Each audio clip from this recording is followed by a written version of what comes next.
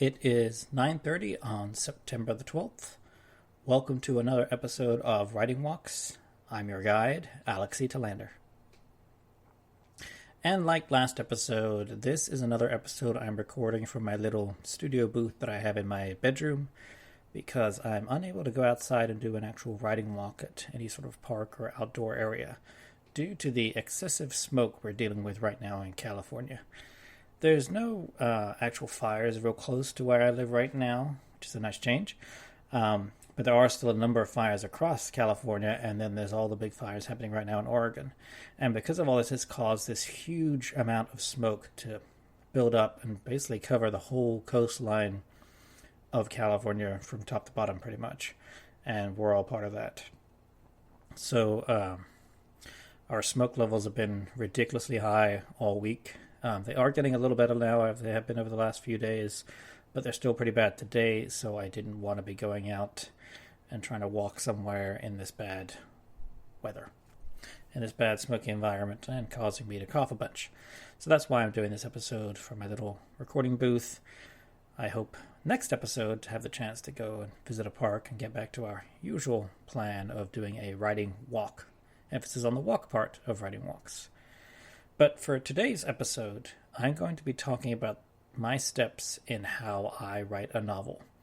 I thought it'd be interesting to go from this process from beginning to end and kind of get a sense of my approach to it. Everyone has their own style. For those who've completed it, I'm sure if you ask a number of different authors, they all have different ways of doing it. They might have different ways of when they started writing novels to how they write novels now. As a writer, you always change and adapt and evolve and improve, and you're just open to new things, I find. So this is how I go about writing a novel. I have done, I think, about 3 or 4 novels in my time. I've done NaNoWriMo twice. Each time I did hit the 50,000 word goal, but the novel wasn't done, and each time I did manage to finish the novel. I've written a young adult fantasy, a mystery thriller, and then I also wrote what was planned to be 4 novellas, 4 post-apocalyptic novellas that kind of tied in with the 4 Horsemen of the Apocalypse. But the first one I wrote, which I had titled White Horse, ended up growing and growing and became its own whole novel, and it was over 95,000 words, close to 100,000 words, I believe, at the end. And again, this was a planned novella. It's still in that state, and I think I'm leaning back more towards kind of get back down to a novella. But at the moment, it's still a novel, and that was one more I was able to write the end to and call a finished novel. I have a historical fiction novel I've been working on for years. Haven't been working on it in time recently. It's one I plan to get back to eventually once things open up with other projects and things like that, because it's still a story I want to finish about the myth of King Arthur. So that one's about, I don't know, a quarter done, I think, maybe. And then there's the novel I'm writing right now, which I've talked about a bit in various episodes, and that is very far from over. I feel like I barely just started, even though I have already hit 50,000 words with it. It's going to be a monster of a novel, but it's also going to be a lot of fun writing. So these are my kind of steps I take to writing a novel. This is kind of the advantage of doing the recording here in my little booth, because I'm able to have notes in front of me, which is handy, so I can know. Don't have to memorize everything and make sure I get it in the right order and stuff like that. If I'm going to reference any Writing Walks episodes from previous episodes, I can do that easily too. And the other great thing is, as a big tea lover, I get to drink tea while I'm doing this too.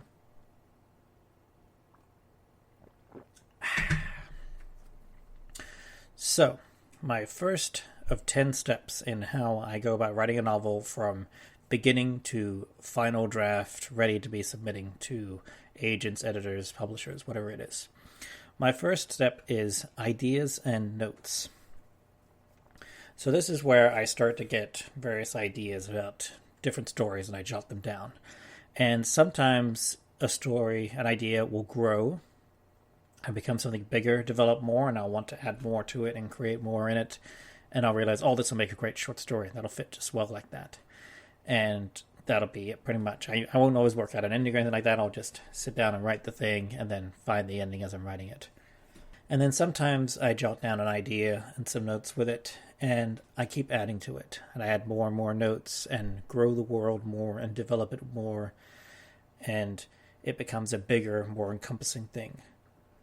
And that's when I realize I have something more here than just a short story. It could be a very long short story, it could be a novella, or it could be a giant thing called a novel. It's one of those things where you don't always know what it's going to be necessarily till you start doing the whole thing. But also sometimes you can get the sense of it as you're adding to it, as you're getting a feel for the world and how big it's going to be, how much space it's going to occupy, and how many characters you're going to have, what the plot's going to be, if there's going to be subplots as you're adding more and more notes to it and things like that, that you realize even if you might want it to be something smaller or shorter, it's going to be a novel. This was, like I said, the case with the science fiction post-apocalyptic story I wrote that I originally had planned to make it a novella, and as I was adding more and more to it, it just kept growing and growing and became a full-length novel. That's not to say that the story was complete in that form as a novel, that even though I'd gotten to the end of it, it was finished. Because while I'd put the end on it, I hadn't gotten through the extreme editing stages yet, which we'll get to in later steps too, with creating a novel, and realizing that a lot of the story I may have created wasn't necessary for the actual plot of the book, the goal of the book, the goal of the story. That a lot of it can get taken out and shrunk down and made into a tighter, finer, more precise story that I want to tell. That is the case with pretty much all novels when you're writing them, that they end up being bloated, heavy, massive first drafts. And that's just normal, because you're always going to cut back. You're always going to cut and edit and remove. I believe it's Stephen King who said on rewriting, which might be it's probably in his On Writing book, where he says, when your story is ready for a rewrite, cut it to the bone. So yeah, when you're editing, you're always going to be cutting it. When you're rewriting, you're always going to be cutting a lot more out of it. But anyway, getting back to our step one, ideas and notes. So I kind of realize as I'm growing and adding more stuff to this, and I'm enjoying it. I'm wanting to know more. I'm wanting to find answers to questions I'm posing and explore these characters, things like that, or this one character or this plot, depending on what I've come up with so far, that I realize there's more here than just a simple little story. There's more that I want to find out about. And that's when I have to acknowledge and say, okay, this could be a book. Now, I don't always know at that point if it still can be. And that's when I move to stage 2, which is the outline. Some people do short, quick outlines with very little detail. Some authors do big, extensive, many-page outlines. Some practically do outlines that encompass most of the novel, and then when you actually go to the writing, there's not as much writing left to do because the outline has become a part of the novel. I err on more of the lighter side. I will usually have, depending on the size of the book, a few pages. Chapter by chapter usually, or at least by the part of the book and what it is, what it's going to encompass, so that I know where I'm going with each chapter. Sometimes, too, when I'm ready to start the novel, I will have maybe half the outline done. And definitely not the ending of the book necessarily solved, but a direction of where I'm going to go, and then as I go along on those chapters I've already outlined, I will start to fill in details and realize where I'm going and be able to fill out more of my outline later on. And then sometimes, like with the book I'm writing right now, I have most of the outline done, where I know roughly where everything is going to go. But as I said, I tend to err on the lighter side of outlines and not be having too much detail. It's more just a few sentences in each chapter of wanting to know roughly what the chapter is going to be about, but in very simple, a few details, not much at all. And I always want to go more to the letting the characters tell the story and tell the plot and let me know what the story is, because they're the ones that decide the story and write it. I just do the typing. So once you got the outline done the way you want it, whether it's completely done, half done, a long big thing, a short thing. There are even some authors that do no outline at all. I think Stephen King might be one of those too, and I believe I mentioned it a few times before too, where he doesn't usually use an outline. He just goes with whatever's in his head and lets the story tell itself. while he types. So when you've got your outline done, that's when you move on to my stage 3, which is research, if there is any. I just did an episode actually talking a bit about research. It was episode 10 of Writing Walks, with the do's and don'ts and kind of risks and pitfalls of research. In summary, research is a lot of fun. You get to learn lots of new things you didn't know before, and it gets to add more framework and structure and growth to your story. Often you can research so much that you'll be creating content that will never even make it into your book. But it's an outline, it's details and facts that you've learned that shape the story you're going to tell.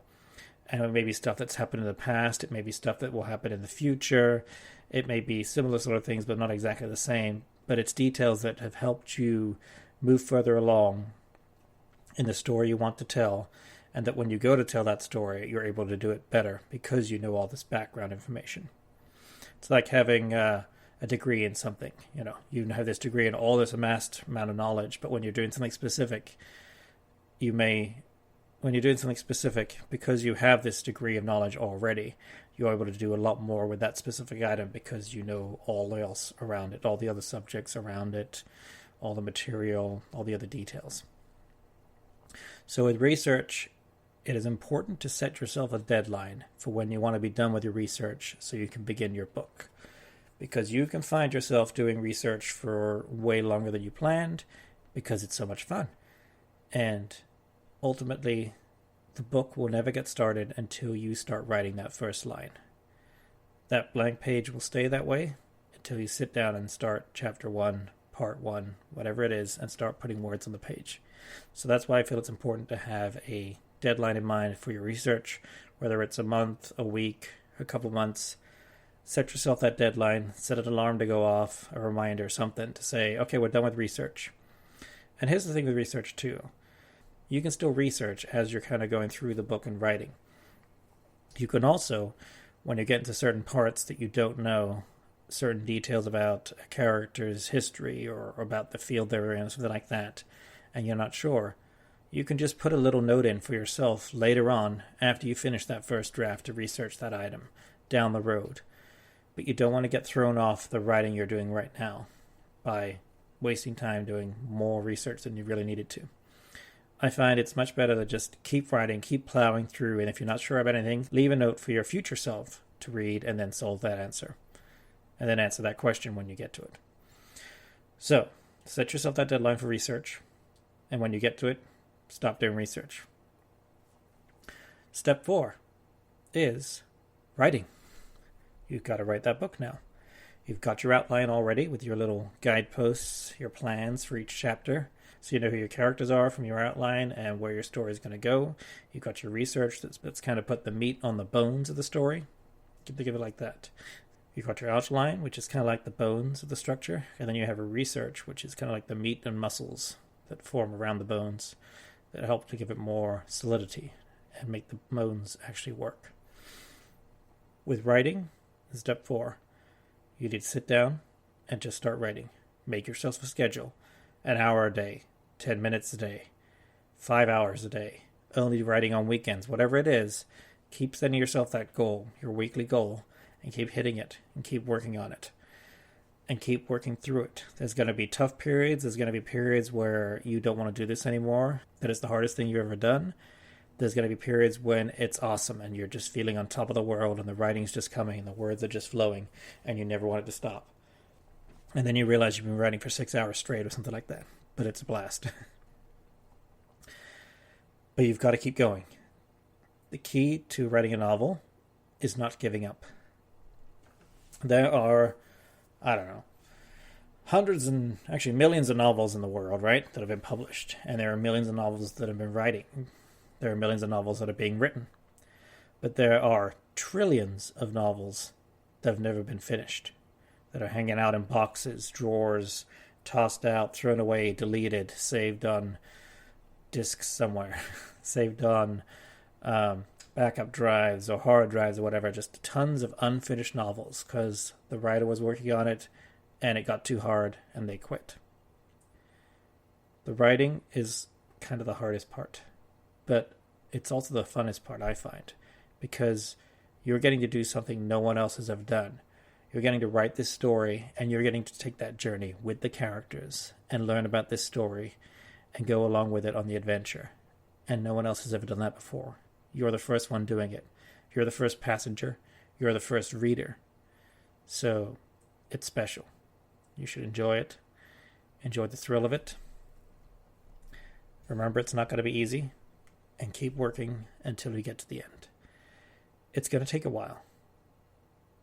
For most people, it takes years. For a number of people, it can take decades. If you look up a lot of writers, Patrick Rothfuss springs to mind, George R. R. Martin too, a lot of big authors that have done a lot. If you look at their first novels and how long they took to write, you'll find they can take years. I think actually it was the Jonathan Strange and Mr. Norrell by Susanna Clarke novel that took her over a decade to write. But the key was she never quit. She worked until it was done. And now she has a best-selling novel out of it and a special story that much of the world has gotten to enjoy. So we're working with writing in stage 4 here. It's taking a while. It's been years now, but you're starting to get close to the finish. So this is when we move into stage 5, finishing. Like I said, you've got to finish the book. You've got to get to the end and write the end on it. This is where your outline, if you've added any more to it, it's complete. You know where you're going. You can see the end. It's a light at the end of the distant tunnel, but you can see that light and it's coming closer. And this is where you've really got to try and stick to your schedule as much as you can. Possibly add even more writing time if it's possible. Give yourself more chances to keep writing and adding more to that story and getting close to that finishing point. Because when you make it to that final line of that final page, it's a feeling like no other. And then you get to write the end and call it finished. And your first draft is done. And it feels amazing. Because you've done something that not many people on this planet have done. You finished a novel. As I said, many people want to write novels. Many people have started novels. Not as many people have finished them. So you need to get to that finishing point and then celebrate. Throw yourself a party. Do a family party or friends party. Whatever you want to do, make it a big deal because it is a big deal. And then we move on to stage 6. And this is where it gets interesting. You're going to take that novel and you're going to put it away. And you're not going to look at it, read it, or think about it for as long as possible. I'd say minimum 3 months. Yep, 3 months. 12 weeks. That's the minimum I would recommend for it. If you could do more, 6 months would be even better. You could do a year, I guess, if you really want. But I'd really recommend 6 months is a good number. Because you want to now give yourself the space from what you just did. This was a Herculean effort that you just did, and you finished it. And now you need to recover, recuperate, recharge, possibly say hi to your family and friends again, reconnect with the world that you've disconnected from, possibly. And you need to get back to a semblance of your normal life you had before. And give yourself space from that novel you just finished. Because when you come back to it 3 months, 6 months down the road, it needs to look like a fresh new thing that you've never read before. And the reason for that is because you're going to move into stage 7, which is the editing and rewriting. This is where you read your novel almost for the first time again because it's new and fresh and because you haven't looked at it in so long. Often I found when I come back to this stage, I think in my head, it's not going to be that good. It's going to take a ton of work to fix this. I'm going to have to do a ton of rewrites, change so much stuff, and it's going to come out totally different. And I don't think it was that good, that first draft I did. But I'm ready to tackle that. And every time I've done that, I've been surprised at the book I've read because it's been a lot better than I expected. And I think partially that's because I don't remember it as well. Because I took that break from it, because I gave it that distance, and because I'm able to look at it with fresh eyes. So like I said, every time I come back to it, it's been a joyride. But then we start with the editing and the rewriting, changing lots of things. I think it's Brandon Sanderson who goes through 6 or 7 rewrites of every novel he does. I don't know if he still does that or not.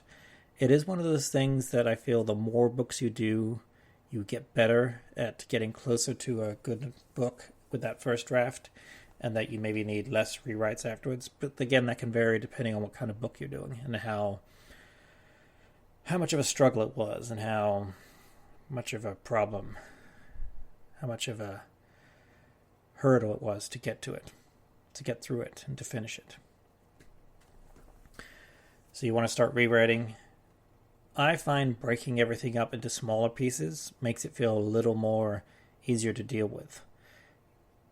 Because otherwise you're thinking of this, say it's 100,000 words, you've got 400 or 500 pages of manuscript to work through, and you're trying to keep everything in your head as you're changing stuff and moving stuff around. Break things up into smaller parts, and then you can tackle them each better, add notes as you need to, tear apart that chapter, change things around, fix typos, grammar, whatever you want to do, whatever helps you get through it. There are various ways you can also actually do the editing and rewriting. You can just edit on the screen, which is literally just changing the wording on the page on the screen and retyping. You can I would actually recommend actually doing this as a new draft and just copying the text and then changing it that way. So that way you always have your original draft to come back to if you need to check anything. Because once stuff is changed, you might have lost it. I do actually usually, when I finish a novel too, have a printed out version, hard copy, just because it feels great to have that big, heavy manuscript of paper done. And then I also have an original copy that can't really be lost on the screen. Another way of doing editing and rewrites is you can mark stuff up with highlighting, changing font colors, even font types, just different things you can do of changes you want to do. I have before done also with Microsoft Word where you can add notes, and you'll add a note to a phrase or a sentence, and then it'll stick a little notepad file to the side of the margin to the right. And then you can put as many notes. You say, here, well, I need to change this character's movement here or how they're doing stuff. I got close to the idea I wanted here but didn't like it. I need to do something else. Just all these notes that can just fill the page that way. Obviously, the more common version that's been done for hundreds of years is you have that printed out copy, and then you take a pencil or pen, a red marker, whatever you want, paint, and start marking everything up and changing things. I'm sure you've seen a number of drafts before, famous writers, where they've marked stuff up and changed things a lot. And here again, you're going through and you're breaking up chapter by chapter and working through each little bit and getting through again until we get to the end and you've got everything changed around. And you've got your first rewrite done. And then you put all these changes in. And then you go through it again. And you do your next rewrite and going through all the further changes that you've seen. And this is where you start to find any inconsistencies between chapters or plot points or sections of the book. Stuff where characters may have not acted in their own character that you might have spotted and realized it doesn't sound right or whatever. This is where you're getting more into the specific details, under the hood, so to speak, of your book. I would recommend doing at least 3 rewrites for a book. More is better. More is always better. But much like research, this can lead down to a dangerous slope of you never feel that your book is ready and finished. So you keep rewriting and changing forever. And then 20 years have passed and your book is still not done and you're still not happy with it and the world is never going to get to see it. So again, I would recommend setting the number of rewrites you want for a book. 3 or 4 is the minimum, I would say. If you want to do more, great. But don't do too many. Set yourself a limit so that when you get to there, you'll be able to move on to the next stage. So you finished your 4th rewrite and all the editing changes you made, and they're all in there, and you have a new version of the novel, which now looks a lot different to your first draft. It's probably a lot shorter. Different things might have happened. Different characters might have shown up. Some might have disappeared. Your plot has changed possibly a little bit.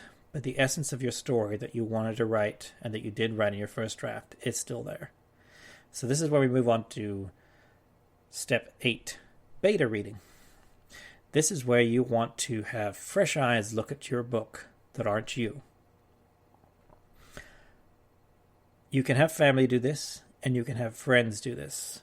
I would recommend the more people the merrier, but try and have some friends who aren't just going to tell you it's fantastic, it's the best thing, it's the best thing I've ever read, you can't do any better than this is fantastic, that aren't just going to give you compliments.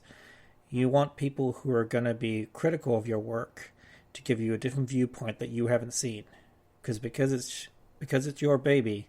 It's going to look great to you always, especially now that you've gone through 4 rewrites and it's just this perfect thing in your mind. That's when you want different eyes to look on it, and you want people to be honest, and you should tell them that. You might not get it so much from, say, if you have a sibling or a parent reading it, because they're always going to love it because it's your work. But you will get it from other friends, acquaintances. This I would recommend too if you're in any sort of writing group and they're willing to do that, to read your novel for you. I hardly recommend it, and be specific in what sort of feedback you want. If you want some people just to give you a general feel of what they thought of the story, if you want some people to look at the characters and how they work, tell them that. If you want other people to look at how the plot worked, if it worked well, if it felt honest and true, have that advice, And if you want someone to be as tough as possible and nitpick everything, tell them that as well and give you that feedback. And in this way, you'll get multiple versions back from all these different people of what they thought of your novel. Now, here's the thing. They're not all true. All readers are different. All readers like different types of books. And this is why you're kind of casting around for a wide group of people with different opinions and ideas to see what feedback they can give you for your novel. And then you go through all that feedback, and some cases you'll say, nope, that's totally wrong. I knew what I was doing there. That was the right thing. Or I can see how you might want to do this, but this doesn't feel right for the character. I have to stick to it this way or whatever. And then sometimes you might see something that's a glaring hole or a plot point, a plot hole, something you missed, and you realize that's totally right. I need to fix that now. That is why you want to have beta readers. When you're a published author who's got multiple bestsellers and you've been around for a long time, you have editors who do this for you. But when it's your first novel, you want to find beta readers to help you. So then we go on to step 9, the final draft. So this is where you've pulled together all the feedback you've gotten from your various beta readers, whether you put it in a giant spreadsheet, whether you have a page for each person of what they thought, or whatever it's going to be. You pull it all together, you decide what you're going to change and what you're going to fix, and you go through that final draft, that final rewrite, those final changes, and have everything right the way you want it. And then when you get to that final point and you finish that draft, it's done. You feel there's nothing more you can do for the book, that it's as perfect as it's going to be. And so then it's the next hard part. I know, these have all been pretty hard parts, but this is possibly the hardest one. I know I said writing is really tough, but this is the one where you have to set your novel free and put it out in the world. This is where you're going to be submitting it to agents or possibly publishers, if you have an agent already. But if it's something where you want to get your story published, you want to get your book published, you need to start with an agent, because they're the people who know if your novel is something that can be published, and they know the people to get in touch with to see about getting your novel published. So this is where you're going to be sending out to agents, querying them, and then if they ask for it, seeing your full novel, and then hopefully getting back to you and saying, yes, they want to represent you, and they want to start submitting your novel to publishers. I think I'll do a separate episode on querying and agents, because I've had a little bit of experience with that. But that's the final stage, step 10, submitting and putting it out there and having to let it go, having to let the world see it, and making it really sink in that this thing isn't just between you and maybe a few friends anymore. This is something that a larger part of the world is going to see, and hopefully, if it all gets published, thousands of people will start reading, maybe lots more. It's a tough thing to do, but when you're writing a novel, it's usually your end goal, is you want to create this unique story that started way back when with this little idea that grew and grew, and now it's something you want to share with others around the world. So there you have my 10 stages for how I write a novel. I'm not going to do a recommendation this time because I've gone on for long enough with this long episode. If anyone has questions about parts of this episode, stages of how I write a novel, questions or anything to do with novels and stuff like that, feel free to email me at writingwalks@gmail.com, and I'd be happy to talk about any areas to do with novel writing. If this has been helpful to you, if you have other thoughts about it, I'm happy to hear from you. If you would like to support Writing Walks, you can do so on our Patreon at patreon.com/ostiumpodcast, where you get access to bonus material for all our shows, such as Ostium, Manifestations, Circe, and Writing Walks. I would really appreciate any support you can give because it helps the other shows, and it makes me happy to know that you enjoy the show enough to support it monetarily. For now, I hope you've enjoyed this episode. I had fun talking about how I write novels, and it makes me really want to get back to my novel that I'm working on right now.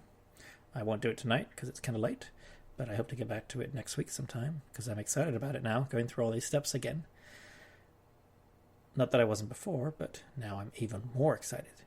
So, I'll leave you to it, and I'll be seeing you again on our next episode of Writing Walks next month. Thanks again for listening, and see you on the next Writing Walks.